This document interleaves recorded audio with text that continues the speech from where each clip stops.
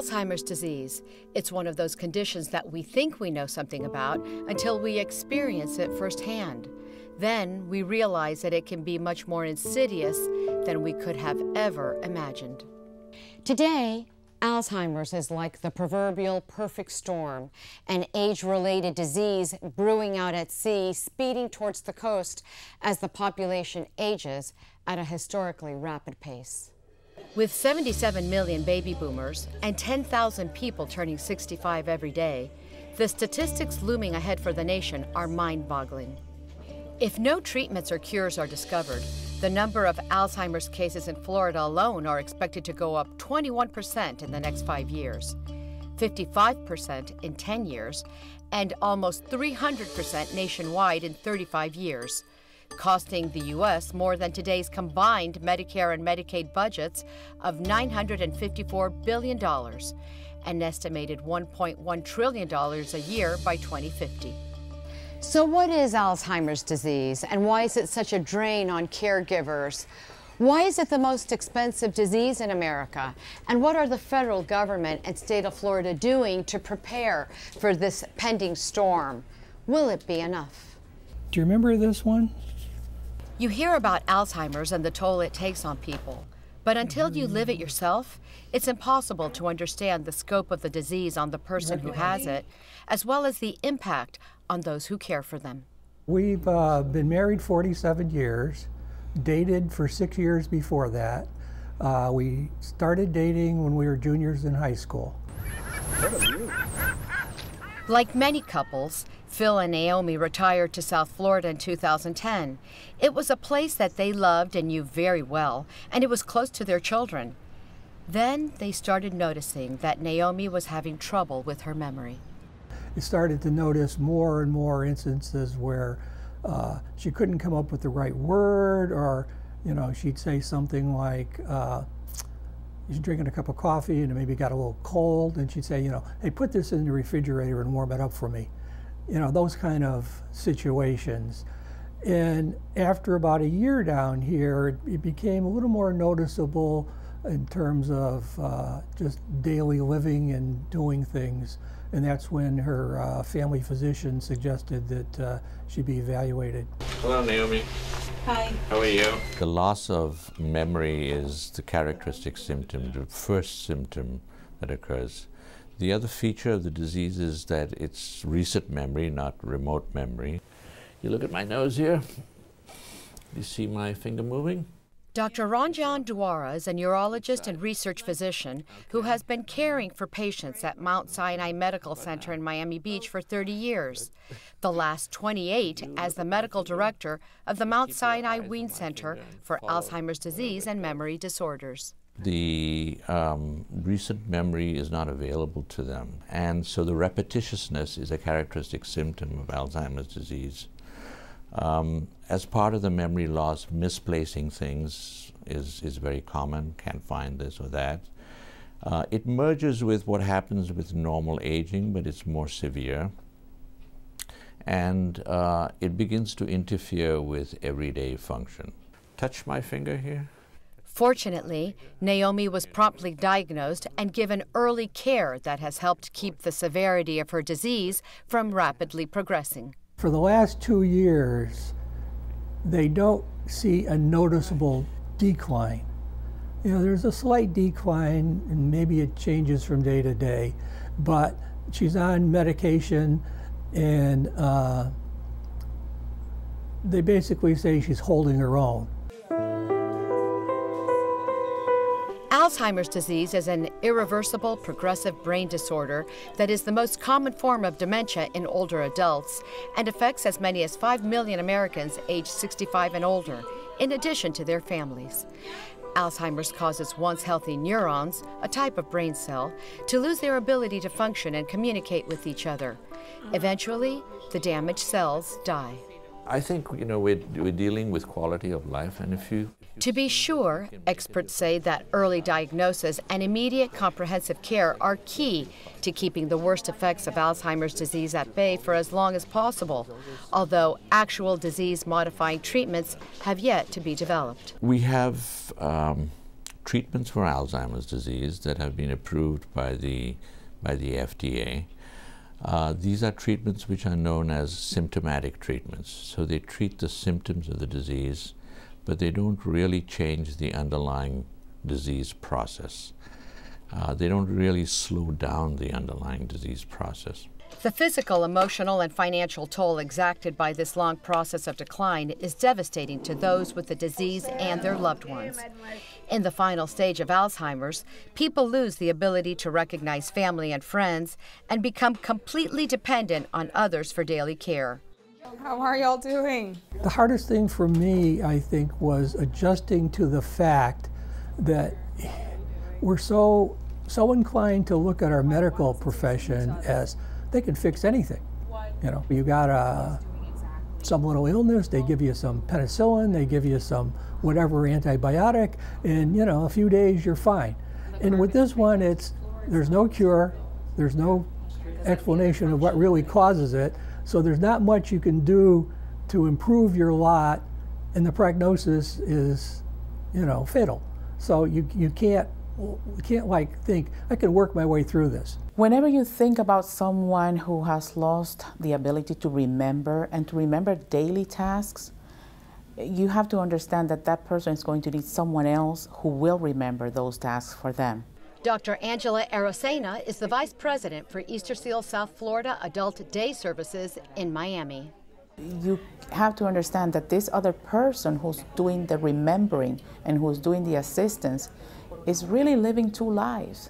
Alzheimer's disease does not just have one victim, it has multiple victims. The caregivers are victims. So you can imagine how difficult that is for the family. Emotionally, because they're seeing their loved one fade away gradually. Physically, because they have to provide a lot of physical assistance oftentimes. But also financially. You can't talk about a person with Alzheimer's without talking about the family. You can't. You can't help a person with Alzheimer's if you don't help the family. This is our caregiver support group. Indeed, Alzheimer's treatment must include helping the caregivers sort through a wide variety of issues, connecting them to community resources such as daycare, transportation services and support groups, and providing counseling, education services, and home respite care, all while working through the financial issues.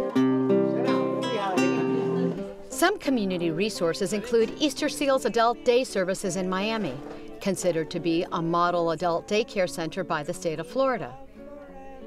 But even though funding has risen in the last several years, so has the demand to get in. Nice. Alzheimer's Association, this is Rebecca. The Alzheimer's Association is another leading resource, offering a helpline available 24/7, staffed by professionals with a master's degree. The Alliance for Aging is one more key community asset that helps provide a wide variety of services for the elderly. Max Rothman has been the president and CEO since 2007. Our job is to plan, fund, provide oversight, advocate on behalf of older adults and their issues, and we work across the entire panoply of issues involving older people. They're never going to be able to say that they rehabilitated and they're now back to being functional, to be independent. That's not going to happen, not now, not until we find a cure. Therein lies why Alzheimer's is the most expensive disease to treat in America.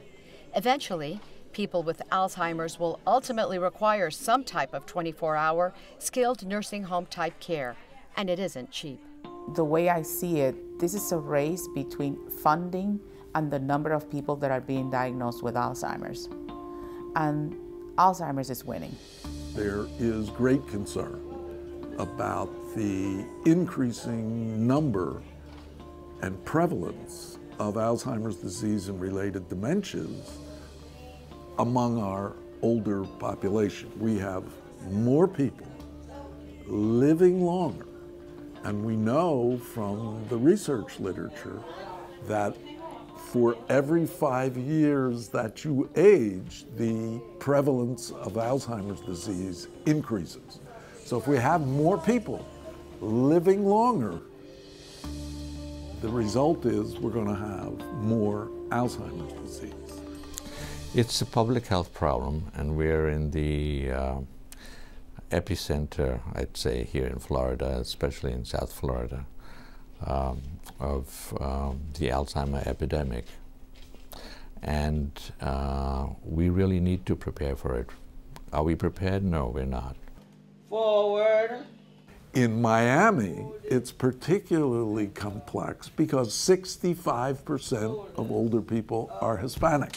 And Hispanics have a higher prevalence of Alzheimer's disease. 15% are black or African American or black from the Caribbean. Also a higher prevalence of Alzheimer's disease. So we've known these things, we know they're coming, and we've spoken about them. The network is there, the agencies are there, but it's always going to be a challenge to keep up with the numbers as we move forward. To that end, the federal government has been working to increase funding for research with the goal of achieving viable treatments and cures by 2025. Most recently, a federal government appropriations subcommittee approved a $300 million increase for Alzheimer's research for 2016, making the budget close to $900 million. Though historic, some would say this increase is still not enough. Final approval by Congress is also needed.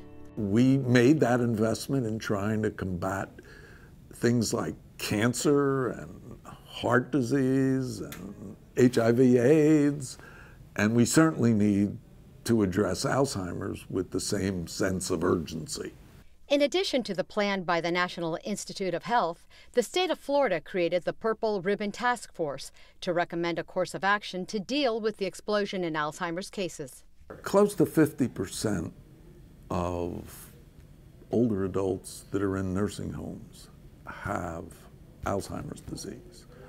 A large number that are in assisted living facilities and adult daycare programs have Alzheimer's disease. They will continue to have to expand. It's not just about having individuals who are nursing assistants and physicians and neurologists. It's individuals who are nursing assistants who know how to take care of people with Alzheimer's. It's physicians who know how to diagnose and treat people with Alzheimer's. It's a very unique population that have special needs. So you have to provide the training, the guidance, the legislation. You did wonderful. And the financial resources so that these things can happen. It's not going to happen just in a vacuum.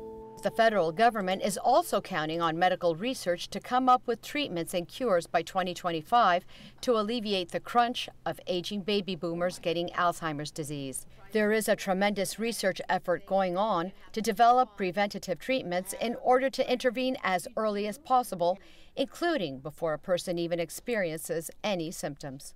10, 15, 20 years prior to the onset of the disease, we can identify the beginnings of Alzheimer's disease by showing that there's amyloid in the brain.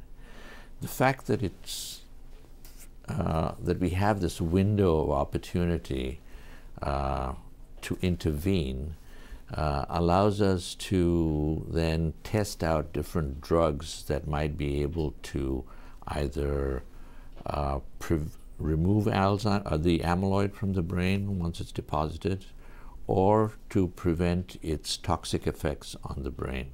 The research sounds promising, so why is it so difficult to get the necessary funding? I think those who are decision makers already know that there is a problem and that it's not just being addressed.